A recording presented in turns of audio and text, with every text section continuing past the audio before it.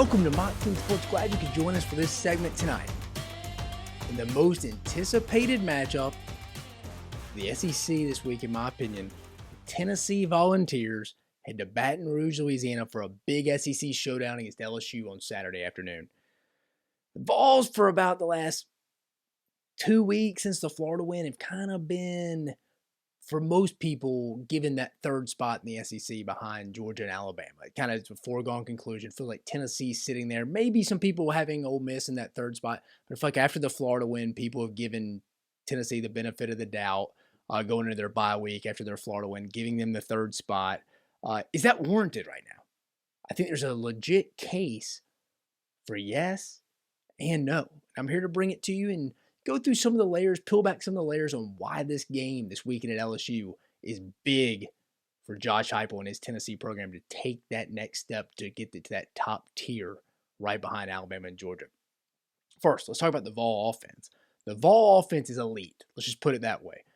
Josh Heupel's offense has traveled everywhere he's been, from his days at Missouri, his days at UCF, and obviously now at Tennessee. I mean, the Vols, number one in total offense, number two in scoring offense at 48.5 points per game, number two in passing offense, and number 31 in rushing offense, and they average 193.5 yards per game on the ground.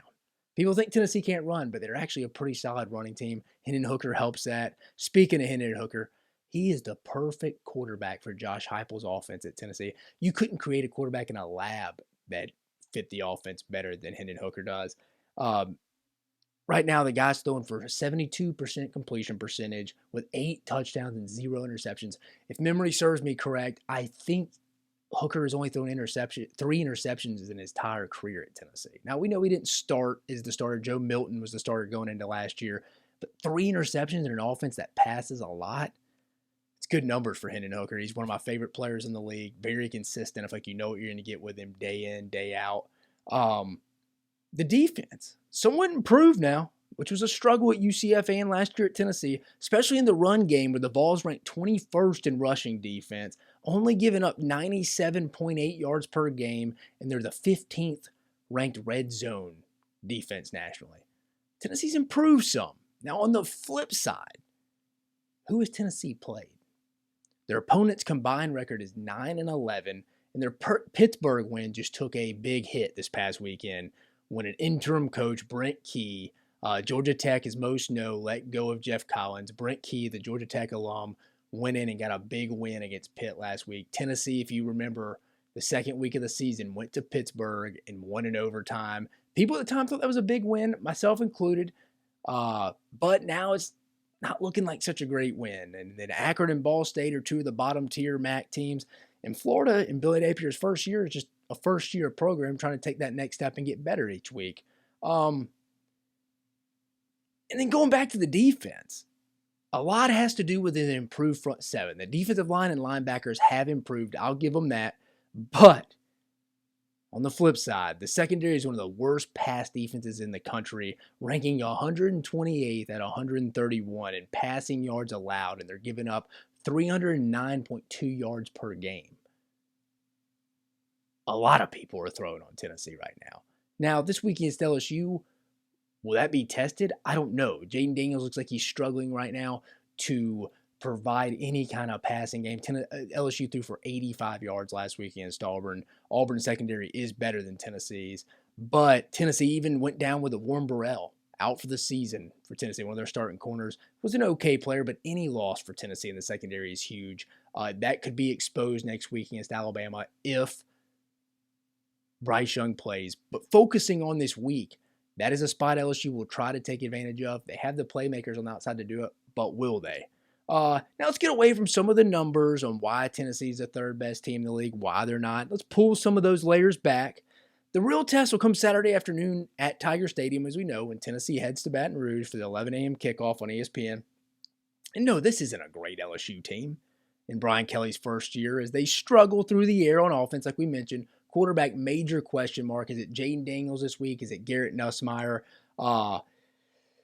They give up some explosive plays on defense. They haven't really played a complete game yet. Even the Mississippi State game, LSU probably could have lost. It's a first-year program for Brian Kelly in his first year at LSU. You could tell. Tennessee overall is probably better than LSU right now. I mean, this is an LSU team that probably should have lost to Auburn last week. They got in a deep hole early, 17-0, and they came back, to be fair to them, and got a win in a place usually LSU struggles to win at.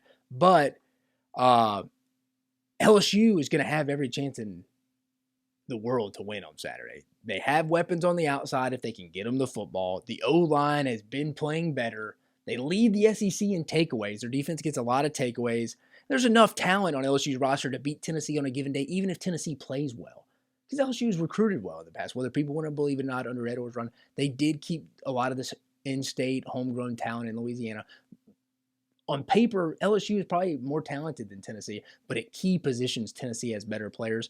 And I would say right now, if you'd ask me who's the better team, Tennessee or LSU, I would say Tennessee. I mean, I would lean Tennessee and say, yeah, Tennessee is better than LSU.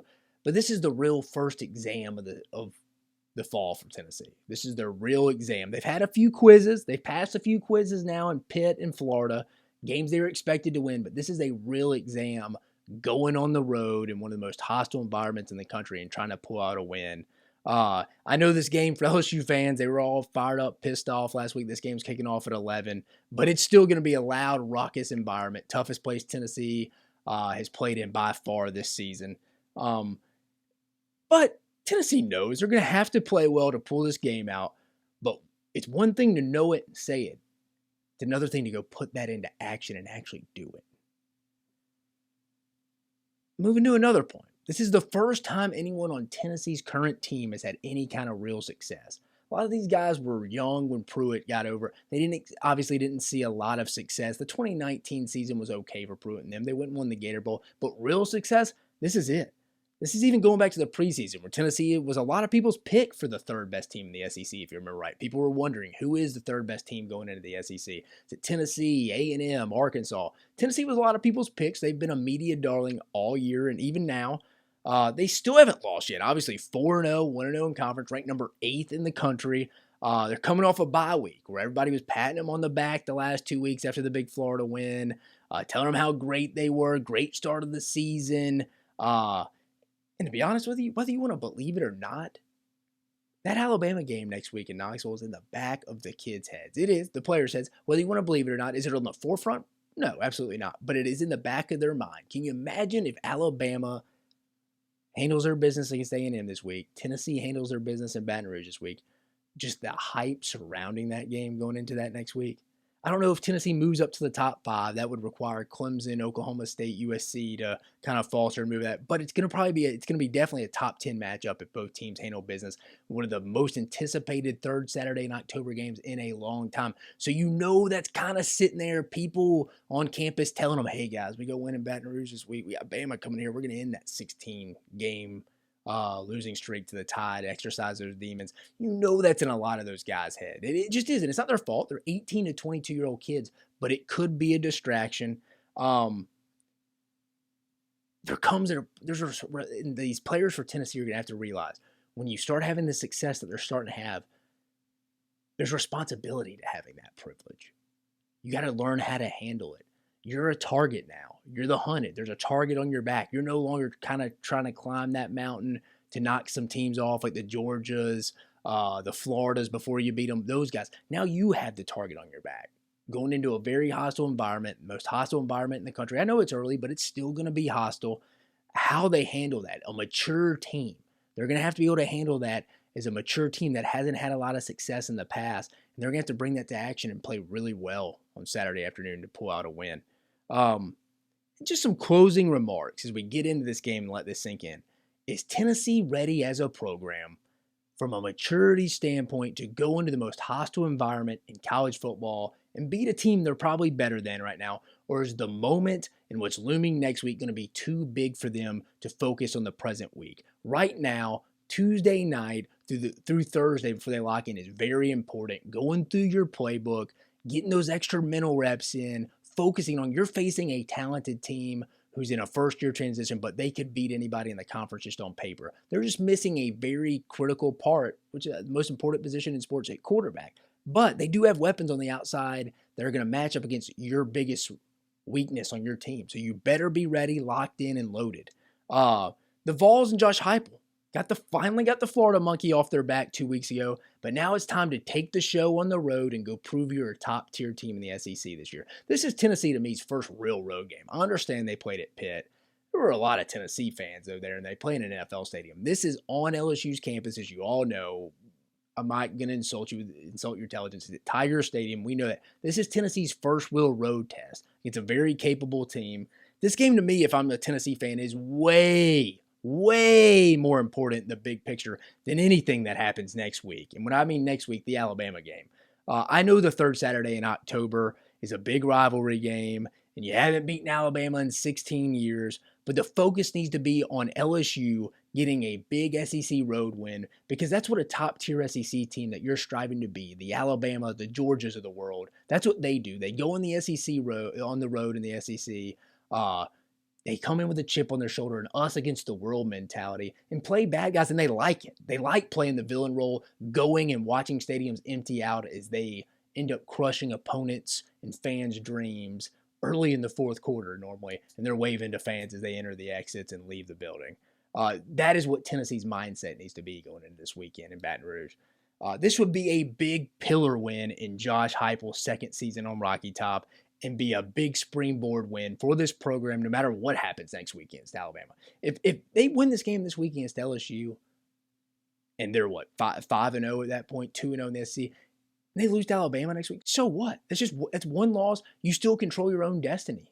Later in the season, when you go to Athens in November to have a chance to go win the SEC East, winning this weekend gives you that opportunity, most likely. If you can go handle Kentucky and Tennessee, Georgia and Kentucky, you'll control your own destiny in the SEC East if you can get a hold of this weekend. That's why it is vital. Don't overlook going into the next week. That's what immature teams that aren't used to winning do. That scares me a little bit with Tennessee. And finally, I'm going to leave you with this. Is Tennessee finally ready to take the next step? It's been since 2007 that they won the SEC East. It's really been since 2016 that they had a solid team in the top 10, but then they faded at the end of the year. This is where mature teams that are ready to take the next step excel. Weeks like this, where they can easily get distracted, look towards next week, the big top 10 matchup at home, like I keep saying, harping.